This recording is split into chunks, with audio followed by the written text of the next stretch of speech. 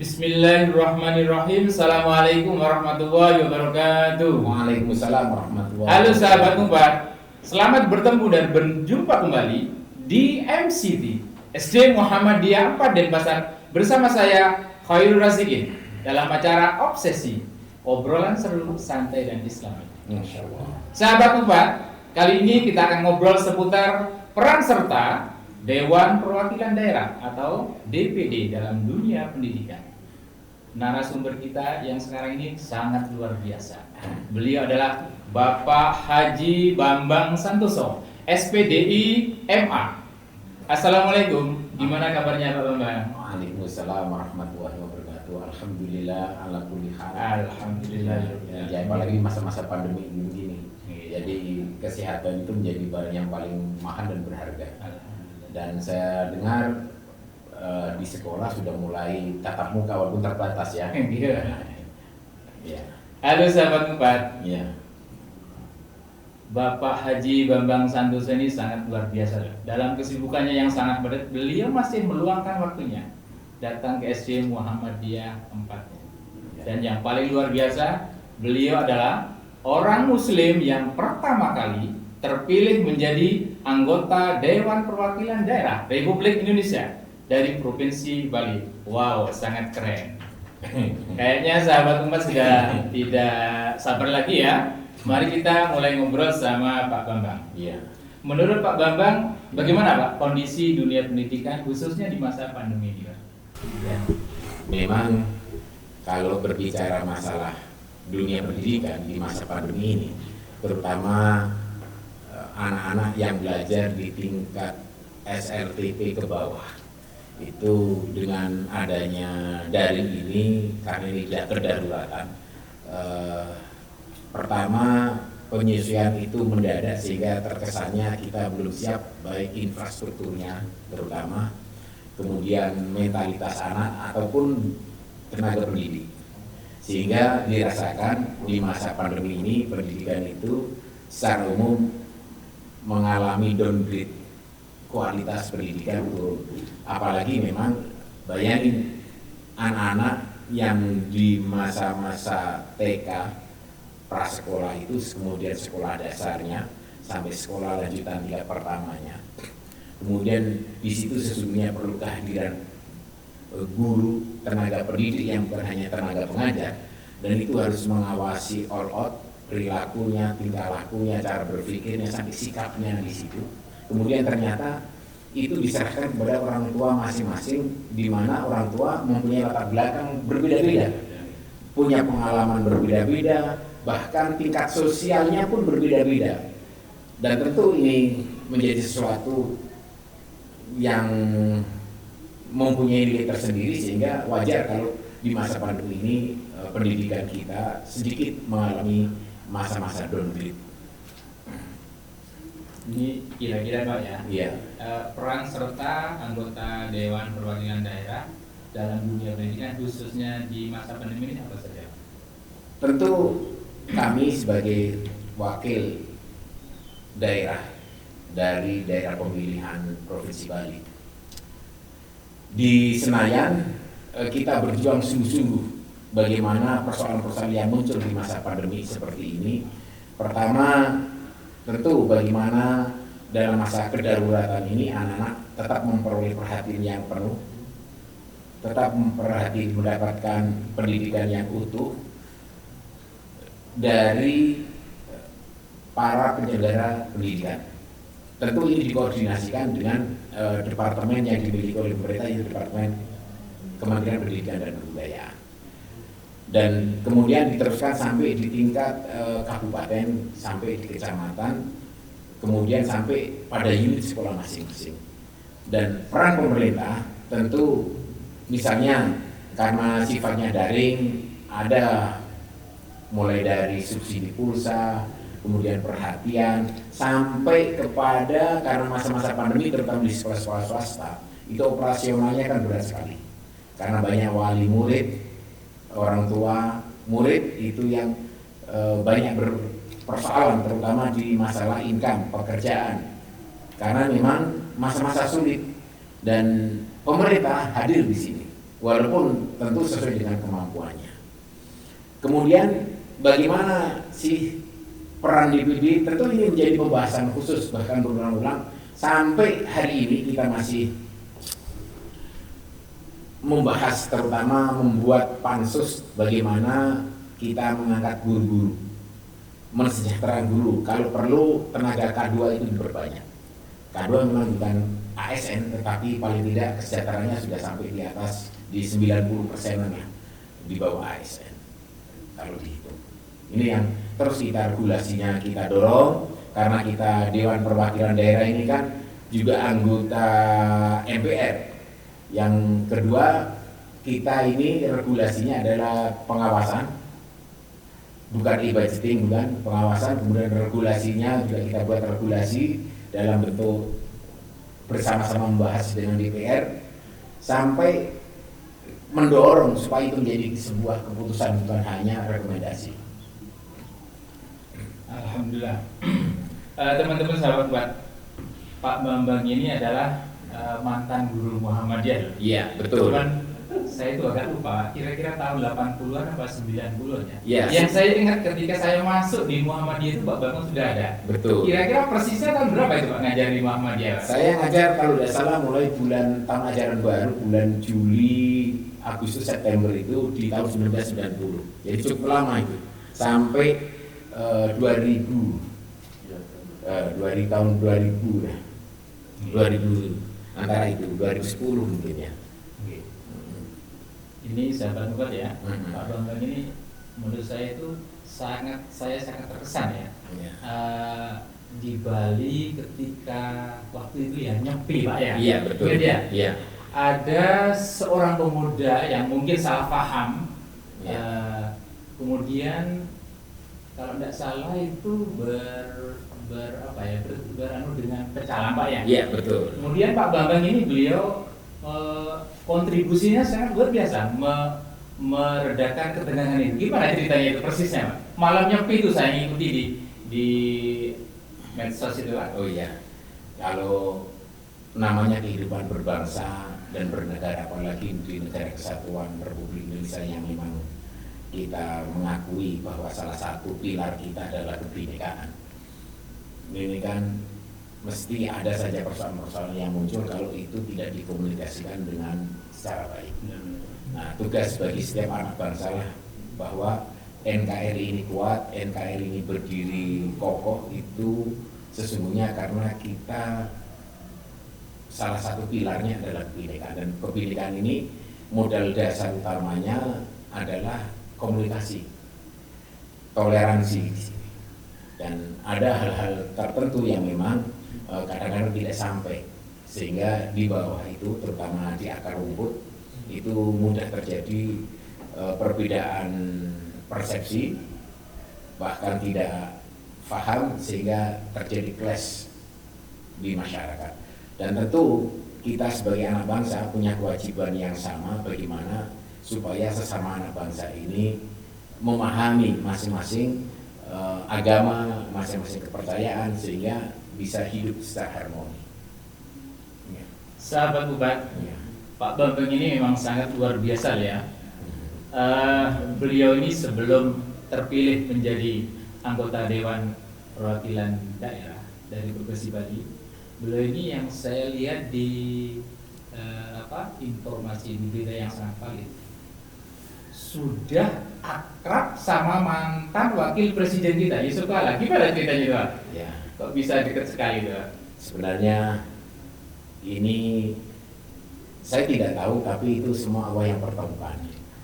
Yang jelas ketika kami mengurusi masjid, kemudian menjadi takmir masjid DKM, kemudian sampai menjadi dan terpilih sebagai ketua dewan masjid, kami aktif bagaimana memberdayakan masjid, khususnya masjid Sebali, karena itu wilayah perjuangan kami, dan itu bagian dari amanah yang mau dibebankan sebagai ketua dewan masjid. Dari sana kemudian mungkin Allah takdirkan ada gerakan-gerakan yang bisa dilihat bahwa di Bali ini perlu setuan-setuan tersendiri dan perlu cara-cara khusus. Allah dekatkan itu dengan Bapak Yusuf Kala yang saat itu beliau belum menjadi presiden, kemudian menjadi presiden yang wakil presiden yang pertama bersama Pak SBY. Dan setelah itu terus berkelanjutan sampai hari ini. Dan tentu kalau dekat dengan Pak Yusuf Kala ini kami bisa belajar banyak terutama bagaimana menangani masalah-masalah yang sesungguhnya itu strategis, kemudian diselesaikan, di treatment dan diselesaikan secara cepat, kemudian cara-cara yang cerdas, kemudian membahagiakan semua pihak. Ini sebenarnya belajar yang kita peroleh. Sahabat Upat, Ya. ternyata memang Pak Bambang ini multi ya. Dia itu mantan guru Muhammadiyah, mantan pengusaha juga dulu. Yang saya lihat itu adalah pengusaha mebel kayaknya ya. Iya, betul. Ingat ya. Iya. Dia juga orang yang menggelorakan masjid, Iya. artinya memakmurkan masjid. Kebetulan namanya Masjid Baitul Ma'mur yang Iya, biasa ya, betul. benar-benar makmur. Sejak kehadiran Pak Bambang ini, sahabat buat kita kembali ke ini Pak, masih waktu pertama kali kita ketemu tadi ya, Iya. masih ingat kita tahun 90-an Pak. Iya. Kira-kira bagaimana Pak, karena Pak Bambang pernah ngajari Muhammadiyah, pandangan Bapak tentang pendidikan di Muhammadiyah khususnya di Bali ini Pak? Baik. Kiprah Muhammadiyah di Bali yang saya tahu memang penuh dengan perjuangan. Jadi orang-orang yang bergerak di Muhammadiyah, pantas Muhammadiyah itu sebagai organisasi pergerakan, karena orang-orang yang berada di dalamnya itu memang harus menjadi motivator, menjadi penggerak, bahkan harus menjadi inspirator di situ. Tidak boleh diam, apalagi beku, apalagi terkungkung, atau apalagi sampai berjiwa kerdil. Selalu yang dipikirkan dan dilakukan adalah sesuatu yang futuristik, jangkauannya ke depan. Ini memang Muhammadiyah, dan inilah yang disebut dengan bagaimana gerakan ini menjadi gerakan yang mencerahkan dan memajukan. Tentu hal ini tidak mudah karena tantangannya juga otomatis linier dengan cita-cita besarnya, apalagi di Bali. Dan saya melihat Muhammadiyah waktu saat-saat tahun 90-an itu memang luar biasa. Bahkan saya meneladani orang tua kita, tokoh sepuh Muhammadiyah Pak Fakih Hasan almarhum yarhamullah, itu bergerak di Muhammadiyah itu bukan hanya bergerak tapi berjuang sungguh-sungguh. Bahkan sepedanya motor itu satu-satunya yang butut sesungguhnya kalau saat ini, yang itu dipakai kendaraan beliau untuk datang dari rumah karena beliau pensiunan ASN, itu dijual, dia disumbangkan ke Muhammadiyah. Ini kan contoh keteladanan yang luar biasa. Dan keteladanan yang luar biasa itu juga banyak. Misalnya Pak Ishak yarhamullah, beliau pernah menjadi pimpinan wilayah Muhammadiyah. Ada lagi banyak sebenarnya tokoh-tokoh Muhammadiyah, Buya Hasan Ali, Pak Habib Adnan yang merupakan orang-orang dekat kami. Kemudian dari sana kita belajar banyak bagaimana sih ternyata yang selama ini yang salah dalam perjuangan kita itu bukan agamanya yang salah, tetapi cara beragama kita lah yang salah. Cara beragama kita yang kurang tepat atau cara beragama kita yang tidak sesuai ini yang sesungguhnya salah. Sehingga di sana akhirnya bias, tidak memunculkan nilai-nilai positif dan aura-aura yang baik, sehingga memunculkan kader-kader yang itu menjadi kader pilihan umat. Walaupun sesungguhnya ini juga otokritik bagi saya sendiri, bagaimana menjadi generasi terbaik yang dikehendaki. Ini sesungguhnya yang saya lihat. Dan yang kedua, tentu Muhammadiyah untuk melihat pendidikan dan tantangan ke depan yang semakin kompleks ini harus memacu diri. Tidak boleh Muhammadiyah hanya berpikir sarana dan prasarana, walaupun sarana dan prasarana itu penting, tetapi SDM yang di dalamnya juga perlu dibenahi. Tata kelola manajemennya juga perlu dibenahi. Karena ini berpikirnya harus berpikir komprehensif. Sampai pada tentunya kalau memang mampu nanti Muhammadiyah bisa melakukan bagaimana anak-anak yang tidak mampu itu bisa tetap terwadahi dan dididik di Muhammadiyah. Walaupun ini sebagian sudah dilakukan, tapi belum maksimal. Ya, ini salah satunya. Masih Pak. Iya. Ini mohon maaf ini Pak Bang. Iya. Ini sedikit Iya. Indonesia atau bahasa anak dia itu agak kepo dikit ya. Iya. kenapa Pak Bambang tertarik menjadi anggota DPD? Bisa enggak cerita dari awal? Cerita Ya, gimana itu? baik. Sebenarnya ketika kami masuk menjadi diminta, karena saat itu kan tokoh-tokoh kita sedang melakukan penjaringan siapa yang kira-kira yang layak diusung untuk dicalonkan menjadi anggota DPD RI dari kaum muslimin. Kemudian dilakukan penjaringan, ditawarkan kepada semua ormas, kepada semua person yang dianggap mampu. Kemudian ternyata rata-rata mereka tidak mau. Saya tidak tahu, mungkin karena tantangan yang memang berat atau langkah-langkah yang memang mustahil. Kemudian ternyata salah satunya itu dijatuhkan pilihannya ke kami. Saat itu Pak Taufik dan yang lain-lain datang ke kami tolak. Jujur salah ketua Majelis Ulama Indonesia. Kenapa? Karena kami juga tahu, kami harus tahu ukuran baju saya. Itu tidak mungkin dan tidak pernah terpetik di dalam pikiran saya untuk maju anggota DPD. Namun ketika kami yang memang kesehariannya setiap kajian kami semalam Jumat itu di Baitul Makmur itu yang mengasuh adalah Buya Hasan Ali. Ya alhamdulillah. Ketika pulang, kemudian saya sampaikan di dalam mobil berdua, beliau bilang, amanah itu diterima. Kalau kamu tidak mau maju, terus siapa lagi? Ini fardu kifayah. Saya terus jawab sama beliau, Buya, kalau memang itu amanah dari Buya, karena saya anggap orang tua saya sendiri, yang jelas Buya saya tidak mau diismailkan yang ketiga. Kaget Buya, karena kita biasa nyantri, beliau seorang guru kiai, jadi saya pakai bahasa kinayah, bahasa santri. Saya tidak mau diismailkan yang ketiga. Kemudian beliau agak tercengang, kaget itu. Maksud Ananda gimana diismailkan yang ketiga? Maksud saya kan kita ini sudah mencalonkan Pak Maman, gagal, Pak Masrur gagal. Kemudian sekarang yang ketiga saya. Dan ini saya menganggap jangan-jangan saya diismailkan yang ketiga. Terus maunya kamu bagaimana? Maunya saya Buya, saya siap maju, bismillah dengan doa restu Buya, tapi disiapkan pisau yang tajam, kemudian tataan kayu yang kuat, sehingga ketika kami digiring ke sana, kemudian diletakkan badan saya, kemudian sudah disiapkan pisau yang tajam, begitu pisau tajam ditempelkan di leher saya, bismillahi Allahu Akbar, nanti Allah ganti dengan dua yang gemuk. Dia baru paham itu. Sangat luar biasa ini ya, dan sangat keren ini ya. Ini ada sedikit pantun untuk Pak Bambang ini ya. Beli duren, beli bawang juga beli duren. Pak Bambang memang keren.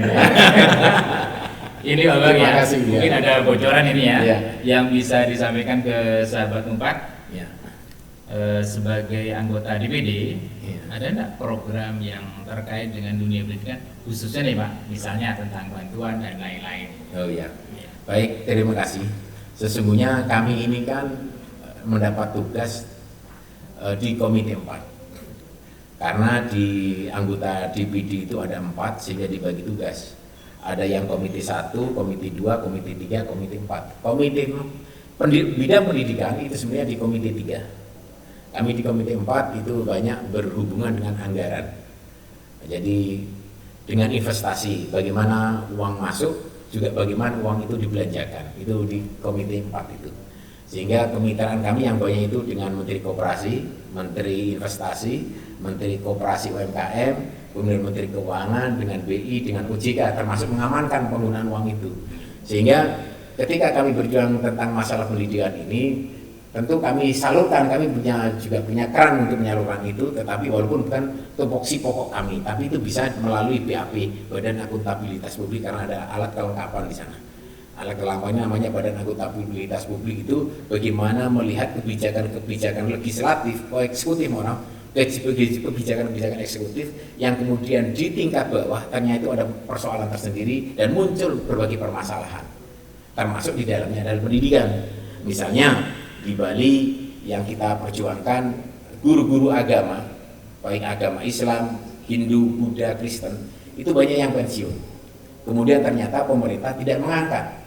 Kalau sampai berhenti di sini, maka ke depan guru-guru yang pensiun itu tidak ada penggantinya, dan anak-anak sulit untuk mendapatkan pendidikan yang layak. Dan tentu ini membahayakan, apalagi dengan program Presiden Jokowi tentang revolusi mental ini. Dan revolusi mental itu basis utamanya adalah pendidikan. Pendidikan yang baik, pendidikan yang berkualitas, sehingga revolusi mental itu bisa tercapai. Karena di sana muncul SDM-SDM unggul, SDM-SDM kuat, dan SDM-SDM yang siap bersaing. Ya. Ini Pak Bambang. Ya. Ini jika tidak keberatan ya. Ya. Mungkin Anda bisa memberikan semacam ajakan atau seruan kepada umat Islam untuk menyekolahkan putra-putrinya di SD Muhammadiyah Denpasar Besar ini, Pak. Ya. Baik, terima kasih. Tentu tidak ada keberatan. Jadi SD Muhammadiyah itu salah satu lembaga pendidikan yang didirikan oleh Muhammadiyah di tingkat dasar, dan kita sudah tahu kualitas SD Muhammadiyah itu tidak meragukan lagi. Saya sampaikan, saya ini tahadud ini bukan berarti pamer atau riya. Alhamdulillah putra kami empat-empatnya itu lulusan Muhammadiyah. Jadi saya punya 4 putra. Saya dulu yang paling besar itu. Wah, yang paling besar nomor 1 si Rusliawan itu dari STK sampai Muhammadiyah. Dan alhamdulillah ketika di SMA 1 itu nilainya tertinggi se-Indonesia. Kemudian di Brawijaya Malang, kemudian jadi desainer terbaik. Bahkan ketika ikut lomba desainer dunia yang diselenggarakan oleh Prancis, itu menjadi 10 besar desainer terbaik dunia.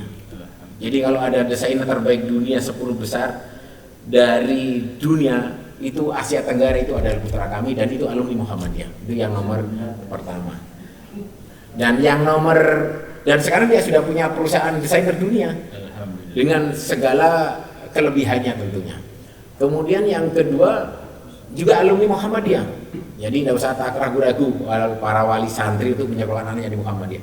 Nomor 2, lulus dari Muhammadiyah dari TK sampai SMP Muhammadiyah. Kemudian ke Gontor, dari Gontor kemudian ke Libya Fakultas Syariah, sekarang di Qasim University di Riyadh. Nah, itu yang nomor 2. Usia 16 tahun waktu itu sudah hafal 30 juz Al-Quran. Dan yang ketiga juga lulusan Muhammadiyah, bahkan yang ketiga ini istimewa. Karena apa? Dari TK-nya sampai SMU-nya di Muhammadiyah. Coba, jadi panjang sendiri ini. Muhammadiyah Tulen dari TK sampai SMU-nya di Muhammadiyah. Sehingga yang menghebat lagi, orang-orang kan kadang melihat, wah ini Muhammadiyah, tidak ada. Saya buktikan anak saya dari SMU Muhammadiyah ikut SBMTM ya, sekolah seleksi masuk bersama perguruan tinggi itu, pilih di UNUD, kemudian milih teknologi informatika, jurusan ilmu komputer. Tahu gak di UNUD? Dia jadi wisudawan terbaik di UNUD. Padahal satu teman-temannya itu ada yang dari SMA 1, SMA 4, semua di situ. Macam-macam, orang-orang terbaik lah. Ternyata dia bisa berkompetisi di sana. Dan sekarang sudah di Universitas Indonesia S2-nya yang nomor 3. Dan sekarang sedang ujian proposal tesis kemarin dan sudah sukses, tinggal telaah, kemudian insya Allah bulan ini sudah selesai. Jadi dapat sarjana masternya di Universitas Indonesia, insya Allah S3-nya masuk ke MIT. Beliau, anak saya bilang, Bi, ayah, alhamdulillah saya sudah merasakan alumni Muhammadiyah ini, merasakan universitas terbaik di Bali itu Udayana. Kemudian merasakan universitas terbaik di Indonesia di UI. Sekarang ingin merasakan universitas teknik terbaik di dunia, yaitu di MIT, Massachusetts of International Technology itu. Sahabat Upat, ternyata bukan Pak Bambang aja yang keren ya, keluarganya anak-anak keren semua nih. Ini ada pantun satu lagi untuk Bambangnya. Beli bawang ditaruh di atap. Pak Bambang memang mantap ini. Nah, ini terakhir ini Pak ya. Mungkin ada pesan-pesan untuk seluruh masyarakat, barangkali nasihat kepada khususnya nih Pak, khususnya warga pendidik Pak. Iya. Karena channel kita ini ditonton kurang lebih dari 756 orang Pak. Sebenarnya Pak. Alhamdulillah. Gimana? Jadi pertama ini sih kami juga belajar dari guru-guru kami. Jadi orang tua itu memang harus menjadi teladan, terutama teladan di rumah. Kami ketika anak-anak masih kecil itu masih kecil-kecil, begitu usia 8 tahun karena anak laki-laki, saya tidak perkenankan dia sholat di rumah. Selalu saya bawa ke masjid. Begitu kelas 2 SD mau naik kelas 3. Sehingga saya merasakan dia ketika ada sepak bola yang disenengin, saya biarin aja. Akhirnya tertidur dia karena sudah biasa bangun awal waktu. Ini yang pertama. Yang kedua, kami kalau memerintahkan dia, menyuruh dia, saya tidak mau ditolak. Karena nanti kalau saya memerintah pertama ditolak, kemudian nanti besok pasti ditolak lagi dengan alasan yang berbeda lagi. Jadi kalau saya menyuruh pasti harus dilakukan. Ini saya belajar dari guru-guru kami itu. Itu yang kedua. Yang ketiga, kalau saya bangunin, pasti dia sudah melihat bahwa bapak saya sudah rapi, sudah ada sajadah, sudah tergelar, artinya sudah qiyamul lail. Saya baru bangunin dia, mau persoalan siap sholat subuh. Contohnya dengan perbuatan Pak ya? Ya, jadi dari sana dia berpikir, dan selama perjalanan itu kita bertanya jawab tentang Quran, tentang ayat, tentang pelajaran, tentang kondisi sekolah. Ini sebenarnya hubungan intens itu. Begitu juga ketika pulang. Ini sehingga ada hubungan tersendiri kepada anak-anak. Itu yang kami lakukan. Dan kebaikan ini inginnya kan juga para pendidik juga seperti itu. Yang jelas para pendidik bukan pengajar nih, pendidik ini kan komplit karena dia disebut dengan murabbi.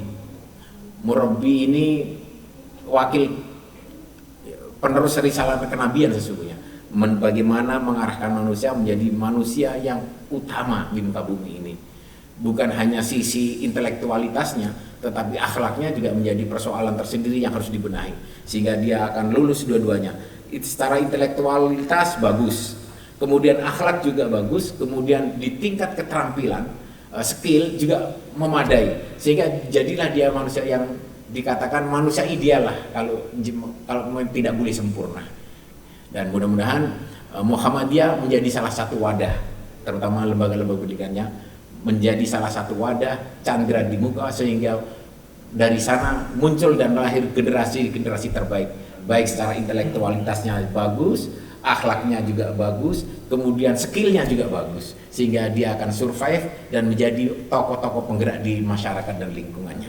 Alhamdulillah. Wah sahabat Upat ya, ternyata informasi banyak sekali dari Bapak Haji Bambang Santosa ini ya. Dan yang lebih penting, Bapak Ibu masyarakat Muslim khususnya jangan ragu-ragu lagi menyekolahkan putra-putrinya di SD Muhammadiyah, ya. Khususon SD Muhammadiyah Mpaden Pasar Lage. Ya, betul itu. Terima kasih banyak. Saya sudah kasih contoh, ya. Anak saya semuanya lulus Muhammadiyah, terutama bagi pengurusnya. Pengurus orang-orang yang jadi pengurus Muhammadiyah, kalau anaknya tidak sekolah di Muhammadiyah, saya ragukan dia jadi orang Muhammadiyah. Terima kasih banyak nih Pak Haji Bambang ya telah hadir di podcast kita SD Muhammadiyah 4 MCT ini Pak ya. Oh Masya Allah, MCT kreatif tim ya. Mupat kreatif tim. Apa itu Mupat sih? Mupat itu singkatan dari Muhammadiyah 4 Pak. Oh ya, Muhammadiyah 4. Ini namanya yang mencetuskan Pak Harawi itu. Keren ya, Mupat ya. Mupat kreatif tim. Terima kasih banyak nih sahabat Pak. Mudah-mudahan obrolan kita dari awal sampai terakhir tadi ada manfaatnya untuk kita semuanya. Amin. Terima kasih banyak. Ya. Saya Heri. Assalamualaikum warahmatullahi wabarakatuh. Waalaikumsalam warahmatullahi wabarakatuh. Terima kasih Pak.